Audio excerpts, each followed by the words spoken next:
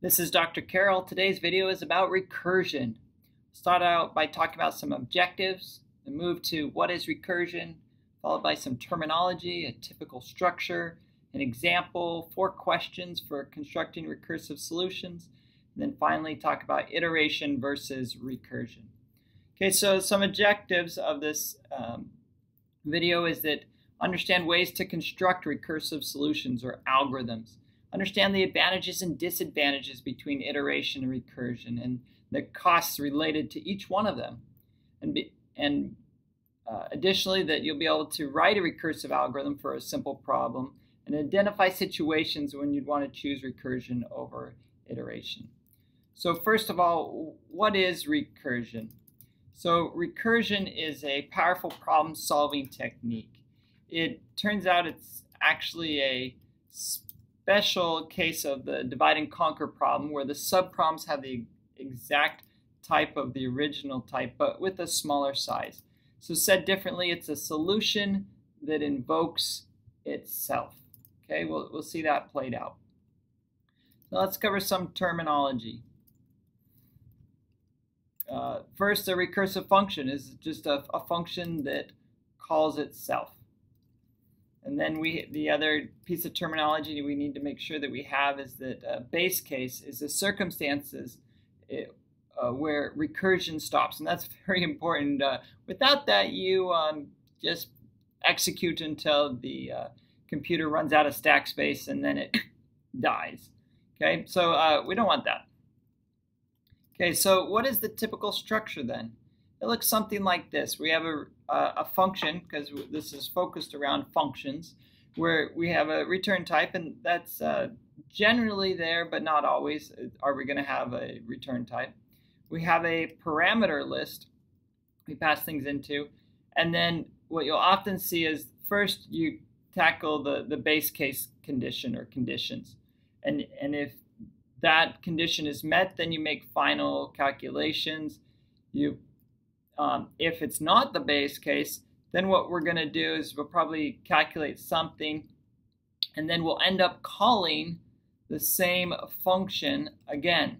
As you can see, it's the same name, and we're going to call it again. And now this is important. Make sure the parameter list is modified. What will happen if it's not modified? It'll just continue to call itself until we ran out of stack space again. Okay? And then typically you're returning a value, but that's not always the case. But that's the typical structure. If you're kind of lost on how to write a recursive algorithm, think back to, does this structure work? And if the base case, and then else, and then call itself. Okay? So let's look at the factorial of n as an example. So in case you don't remember what a factorial of n is, we use the exclamation mark for the mathematical notation. The factorial of 0 is defined as 1. But the factorial of n is defined as n times n minus 1 times n minus 2, the product of all these until we get down to 1 if n is positive. Okay?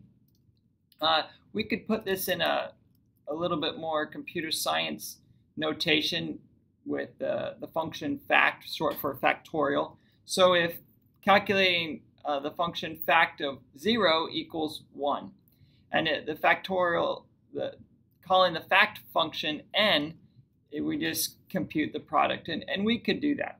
But today's video is not about iteration, it's about recursion. So let's see a recursive definition for that.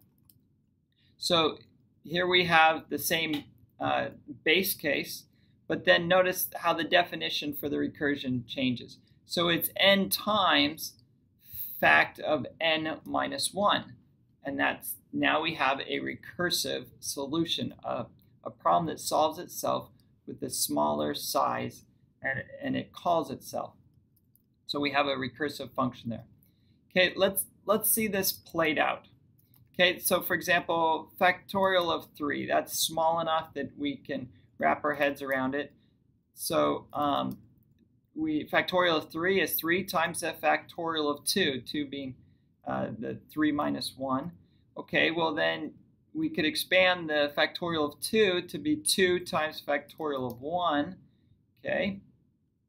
And then we could expand that, get my keystrokes right, to factorial of 1 is 1 times the factorial of 0. We've said here that the factorial of 0 is defined as as 1, and then we've completely solved it now. Okay, let's see that played out in code. So here we have the just get the window resized. Here we have a main function where we're just going to read in an integer, and then we're going to call factorial on that and save the result, and we'll print out what that result was. So we're going to call factorial from main. Now let's look at the definition of factorial.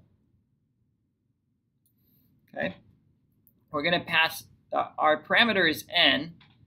We have this temporary variable here, and we're just going to, for our own benefit, we're going to print out, hey, we're in the function factorial, and the current parameter is n, just so that we can get a sense of it being called multiple times. Then we have our base case here, very important. Always make sure you have a base case. Is when n equals 0, then the product is going to be 1. Okay, we're going to return product here. So, and then, but if it's not the base case, then we're going to compute the product, and that's n times factorial of n minus 1.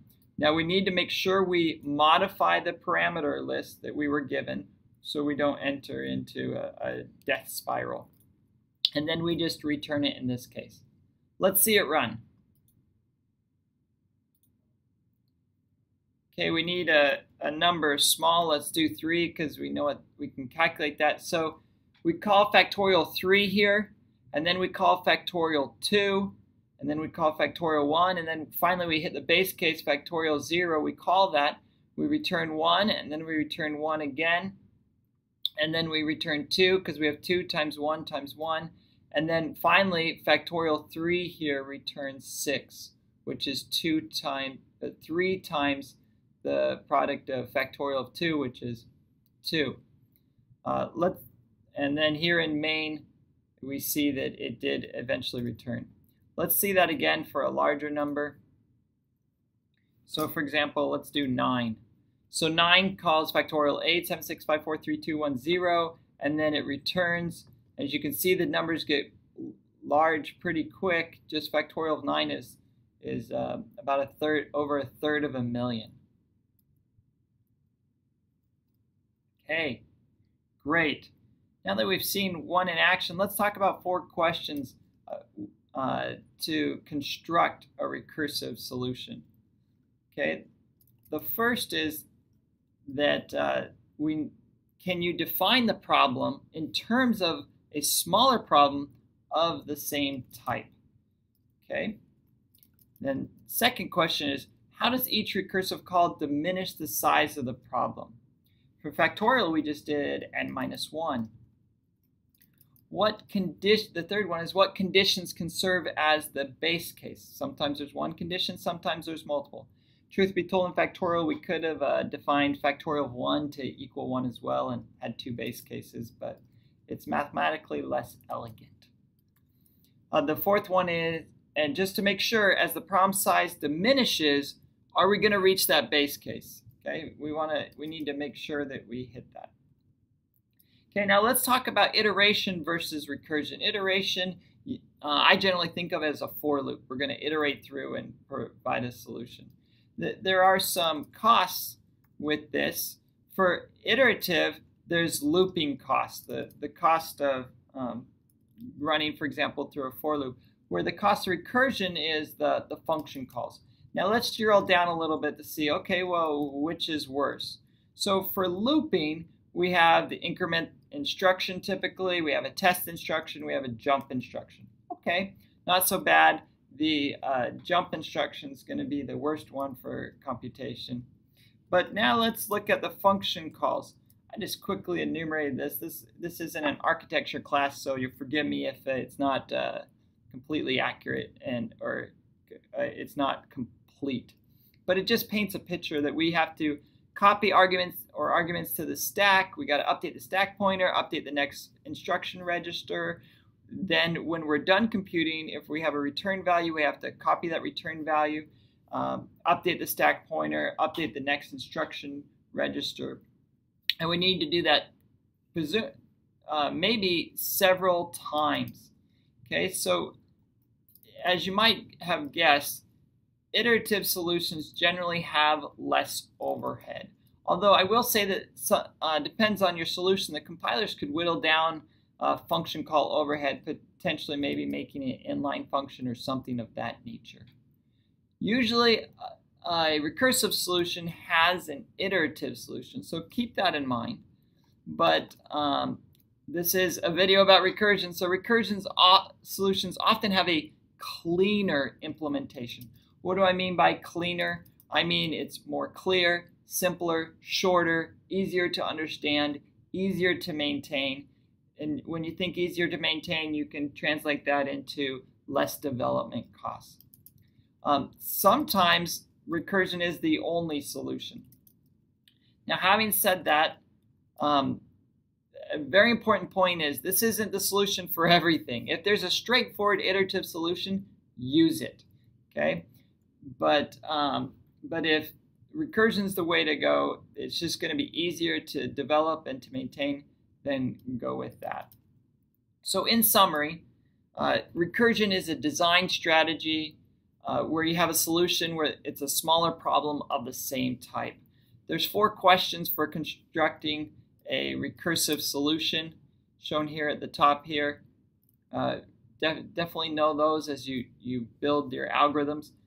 Iterative solutions generally have less overhead, but if there's a straightforward iterative solution, use it. Otherwise, go ahead and use a more elegant recursive solution.